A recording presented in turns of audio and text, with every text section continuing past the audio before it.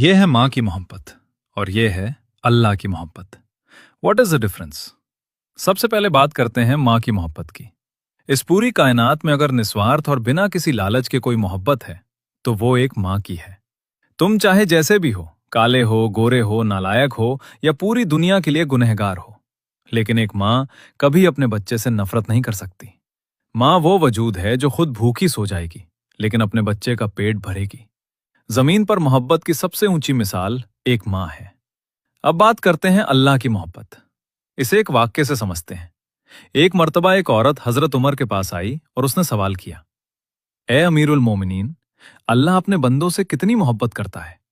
हजरत उमर ने उस वक्त जुबान से जवाब देने के बजाय एक ऐसा हुक्म दिया कि सबके होश उड़ गए। उस औरत की गोद में उसका छोटा सा बच्चा था। हजरत उमर ने अपने सिपाहियों से कहा, इस औरत से इसका बच्चा छीन लो और इसे जलती हुई आग में फेंक दो। हुक्म सुनते ही मां के पैरों तले जमीन खिसक गई। वो पागलों की तरह तड़पने लगी।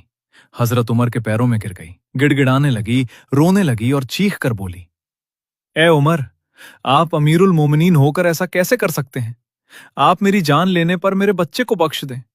पूरा मजमा हैरान था कि आखिर हजरत उमर इतने सख्त कैसे हो गए। लेकिन तभी हजरत उमर की आंखों से आंसू छलक पड़े। उन्होंने सिपाहियों को रोका, बच्चे को उसकी मां की गोद में वापस दिया और रोते हुए उस औरत से कहा, ए खातून, बस यही तुम्हारे सवाल का जवाब है। जब तुम एक अकेली मां होकर अपने बच्चे को तड़पता हुआ नहीं देख सकती और उसे आग में फेंकने के नाम पर अपनी जान देने को तैयार हो, तो सुन, मेरा अल्लाह अपने एक गुनहगार बंदे से ऐसी 70 माओं से भी ज्यादा मोहब्बत करता है। वो तो तौबा का इंतजार करता है। वो अपने बंदे को जहन्नम की आग में कभी नहीं डालना चाहता। लौट कर फिर देखो इस हकीकत को।